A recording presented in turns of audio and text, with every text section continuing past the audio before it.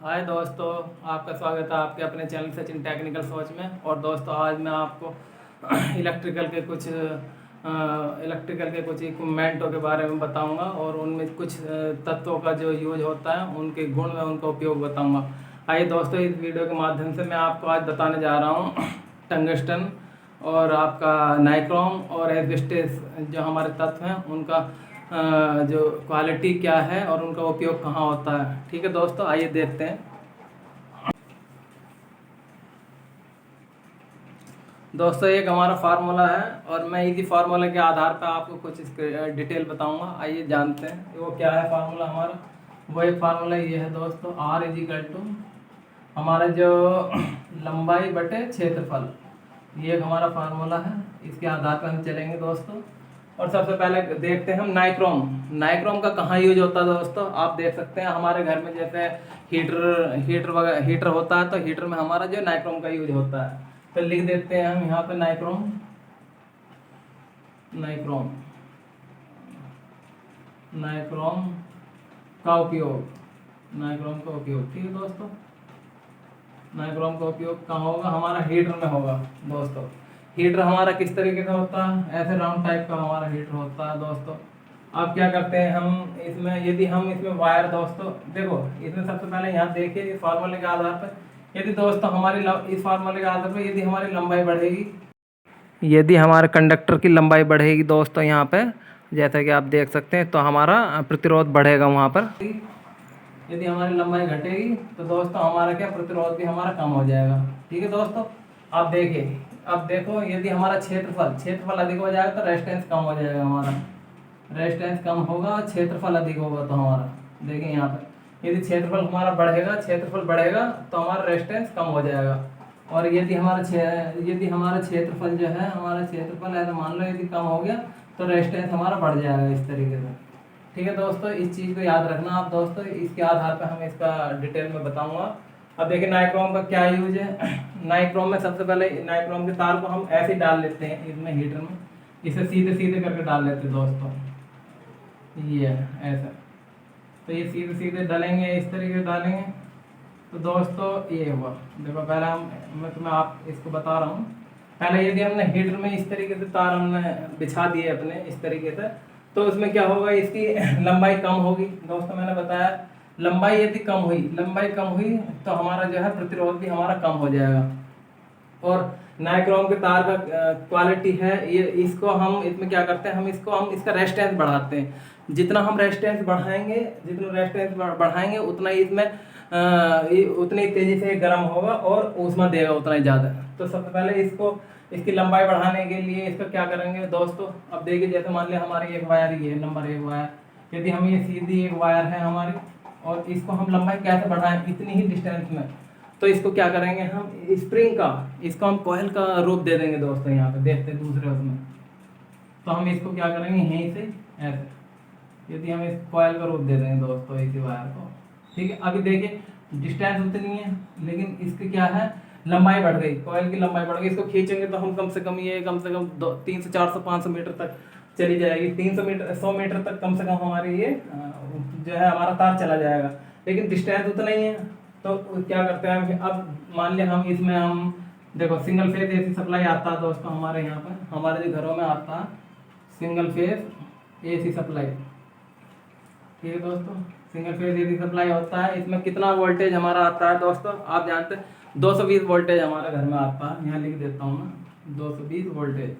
ठीक है, 220 वोल्टेज जब हम इसमें ये देंगे, हम इधर से दोस्तों यहाँ से यहाँ फेज और यहाँ न्यूट्रल देंगे हम दोस्तों।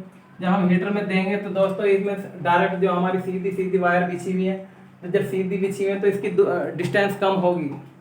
देखिए इस वायर की डिस्टेंस कम, उसकी लंबाई कम होगी इस वायर की, तो इसकी लंबाई कम होगी मैंने बताया लंबाई कम होगी तो रेजिस्टेंस कम होगा। और जब रेजिस्टेंस कम होगा तो हमारा जो है करंट दोस्तों इजीली फ्लो हो जाएगा। तो इजीली फ्लो होगा तो दोस्तों उसमें हमारा जो है ये वायर जो है इतना जो गर्म नहीं होगा तो हीट नहीं होगा इतना। तो हम क्या करते हैं हीटर में, हम यहाँ पर देखिए दोस्तों यहाँ हीटर बनाते हैं दूसरा, और इसमें क्या करेंगे हम अपना फेस और न्यूट्रल देंगे, हम सप्लाई देंगे 220 वोल्टेज की यहाँ पे सप्लाई देंगे। तो क्या करेंगे हम दोस्तों, इसमें सबसे पहले हम ये तो सीधी सीधी वायर बिछी थी। अभी क्या हम कॉइल के रूप में इसमें वो देंगे, देखते हैं।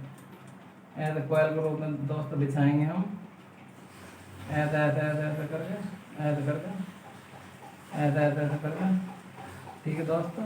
हाँ, ऐसा ऐसा ऐसा करके, ऐसा कॉइल के रूप में बिछाएंगे। सॉरी, ये एक मिनट, इसको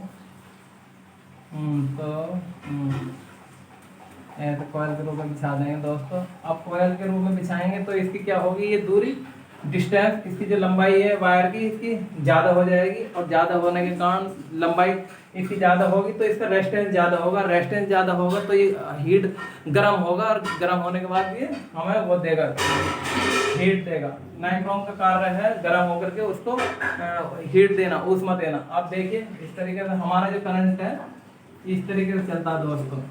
ये है हमारा करंट, हमारा करंट ऐसे चलेगा, इस दिशा में चलेगा हमारा करंट। और पीछे से करंट जब चलता है तो क्या करता है, इसका एक वोल्टेज होता है, वोल्टेज के साथ चलता है। तो वोल्टेज का क्या कार्य है दोस्तों, हमारा वोल्टेज का कार्य है इसको धक्का मारना, करंट को इधर से धक्का मारने का कार्य है, इधर से धकेलता है हमारा वोल्टेज करंट को।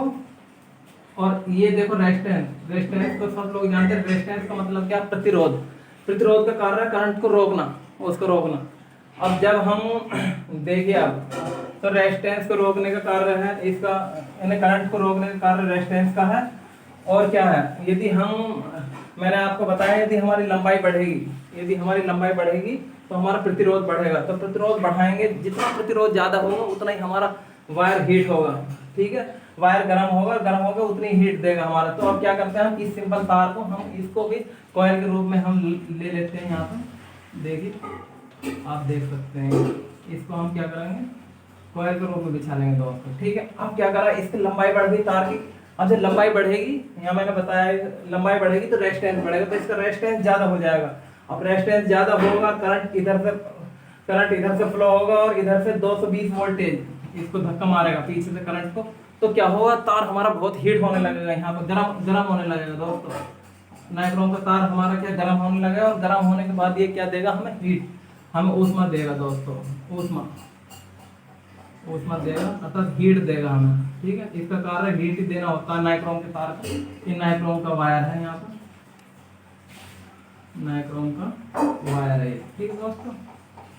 तो ये क्या करेगा, जितना रेजिस्टेंस ज्यादा होगा, रेजिस्टेंस कब ज्यादा होगा, जब हमारी लंबाई तार की ज्यादा होगी, और जितना रेजिस्टेंस ज्यादा हो उतना ही हमारा वायर गर्म होगा, क्योंकि हमारा 220 वोल्टेज जो उसको धक्का मार रहा है करंट को, तो हमारा तार जो है गर्म होने लगा, गर्म हो गई, ऊष्मा देता, ऊष्मा होकर के ये लाल हो जाता है, बिल्कुल रेड कलर का हो जाता है हमारा ये वायर, पूरा हीट हो जाता है। जब हम इधर से सप्लाई देते हैं तो लंबाई अधिक हो जाती है इसकी जो है कॉइल की, और लंबाई अधिक होने का रेजिस्टेंस अधिक हो जाएगा हमारा। रेजिस्टेंस अधिक होगा तो हमारा ये जो है गर्म होकर के तार हीट देने लगता है। फिर हीट देगा तो उसका फिर हम हीटर का उपयोग जानते हैं, जैसे सर्दियों के समय में हम इसको हाथ तापने के लिए, सर्दी से बचने के लिए, या फिर खाना बनाने के लिए हीटर का उपयोग करते हैं, ठीक है दोस्तों। हीटर का उपयोग खाना बनाने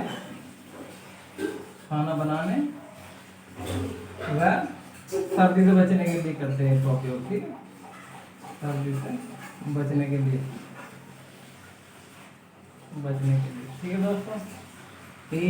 ये मैंने बताया आपको नाइक्रोम का यूज।